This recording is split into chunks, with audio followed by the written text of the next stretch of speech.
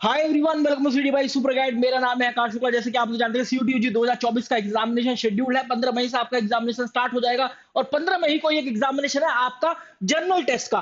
तो एक बहुत बड़ा कंफ्यूजन, बहुत बड़ा डाउट बच्चों को, जो कि बच्चे अक्सर हमेशा कमेंट सेक्शन के अंदर पूछते हैं और ईयर लॉन्ग भी पूछते हैं कि अगर जनरल टेस्ट वाला जो पेपर है मेरा अच्छा नहीं गया, या जनरल टेस्ट वाला पेपर मेरा बिगड़ गया, या इसके अंदर जो मेरे मार्क्स है वो कम आ गए, क्या मेरी परसेंटाइल पर फर्क पड़ेगा, या मैं जिस कोर्स के अंदर एडमिशन लेना चाहता हूं, जिस यूनिवर्सिटी के लिए मैं एस्पायर कर रहा हूं, क्या उसके ओवरऑल मार्क्स पर इंपैक्ट पड़ेगा या नहीं पड़ेगा। इस वीडियो के माध्यम से मैं आपको बताने वाला हूं कि अगर आपका जनरल टेस्ट का पेपर बिगड़ जाता है, अगर इस पॉइंट ऑफ टाइम पर आपकी जनरल टेस्ट की तैयारी अच्छी नहीं है, या फिर आप जनरल टेस्ट का एग्जामिनेशन अच्छा नहीं करके आते हो, या फिर रिजल्ट आने के बाद जनरल टेस्ट का स्कोर जो है वो आपका सबसे कम आता है, तो क्या होने वाला है। स्टार्ट करते हैं मैं इस वीडियो को। सबसे पहले आप लोग जानते ही हैं कि यार यहाँ पर अगर मैं सीयूटी एग्जामिनेशन की बात करूं तो ये इस तरीके का आपका एग्जामिनेशन पैटर्न, यहाँ पर सेक्शन 1 लैंग्वेज टेस्ट देखने के लिए मिलता है 200 मार्क्स का।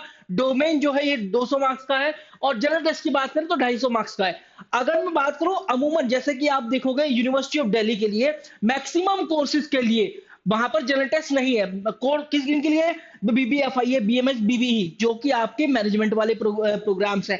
इसके बाद आपको यहाँ पर बीटेक के लिए देखने के लिए मिलेगा, और इसके बाद फिर मास एंड मीडिया कम्युनिकेशन फिर जर्नलिज्म के लिए देखने के लिए मिलता है। यहाँ पर जनरल टेस्ट चाहिए। और जनरल टेस्ट कहाँ पर नहीं चाहिए? बाकी सभी जो कोर्सेज है, चाहे वो कॉमर्स की बात करो, साइंस की बात करो, या फिर आप ह्यूमैनिटीज की बात करो, बाकी कोर्सेज के लिए जनरल टेस्ट नहीं चाहिए। जैसे B honours political science, B honours economics, और आपका B honours history, B honours English, BCom honours, BCom programme, BA programme.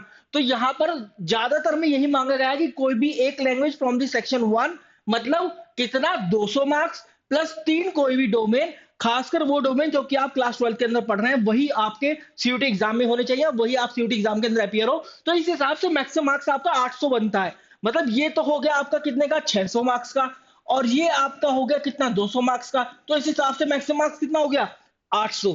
तो अब देखो, अगर मैं एक सैंपल दिखा देता हूँ, रिजल्ट के दौरान आपके मार्क्स इस तरीके का है कि इंग्लिश के अंदर 199, फिजिक्स के अंदर 195 आउट ऑफ 200, एक सैंपल लिया है साइंस वाले बच्चों के लिए। केमिस्ट्री और साइंस का ही एग्जाम है पहले दिन, और केमिस्ट्री 180 आए, मैथमेटिक्स 175 आए, जनरल टेस्ट 75 मार्क्स आए। अगर इस तरीके के एग्जामिनेशन आपने दिया है, इस तरह का आपका स्कोर आया है, तो यहाँ पर बी ऑनर्स पॉलिटिकल साइंस वो बच्चा करने जा रहा है जिसका एलिजिबिलिटी क्राइटेरिया क्या है? लैंग्वेज प्लस 3 एनी डोमेन, वो डोमेन जो कि क्लास 12 के अंदर पढ़े। तो यहाँ पर किस तरीके से कैलकुलेट करेगा? देखो, यूनिवर्सिटी ऑफ दिल्ली किस तरीके से आपके मार्क्स उठाएगा, वो देखेगा आपके सारे सब्जेक्ट्स, देखेगा लैंग्वेज, किस लैंग्वेज के अंदर अपियर हुआ बच्चा, इंग्लिश लैंग्वेज के अंदर, तो वो उठा लेगा 199। फिर उसके बाद जाएगा वो डोमेन की तरफ, डोमेन में उस तरफ जाएगा जिसमें सबसे ज्यादा मार्क्स आए हैं, तो सबसे पहले उठाएगा वो फिजिक्स वाले, तो 195 हो गया। प्लस इसके बाद वो उठाएगा केमिस्ट्री का 180। फिर इसके बाद उठाएगा कौन सा? 175 मैथमेटिक्स। अब इसकी जो कोर्स की रिक्वायरमेंट है वो फुलफिल हो गई, तो ये जनरल टेस्ट को देखेगा ही नहीं, जनरल टेस्ट को इग्नोर कर देगा। ठीक है, क्यों? क्योंकि यहां पर जनरल टेस्ट मांगा भी नहीं गया है।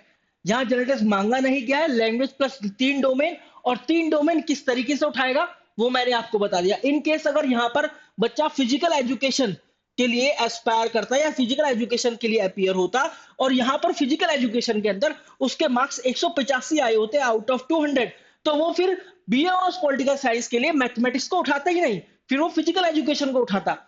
इस तरीके से बेस्ट, जितने भी 4 डोमेन सब्जेक्ट के अंदर आप अपियर हुए, तो बेस्ट ऑफ 3 उठाता है।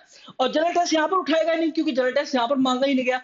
तो इस हिसाब से जो अभी मार्कशीट ये आपके सामने है, ये जो मार्क्स आपके सामने है, तो आउट ऑफ 800 कितना बन रहा है भाई? देखो, 5 यहाँ हो गया कम, और 20 यहाँ हो गया, 20 और 5 25, और 25 दूरी 50, और एक 51। तो 800 में से आपका स्कोर यहाँ पर 749 आ जाएगा। इस तरीके से आपका मार्क्स टोटल बनकर आएगा। तो आई होप कि समझ में आ गया होगा कि जनरल टेस्ट जरूर एग्जामिनेशन दो पहले तो जनरल टेस्ट का।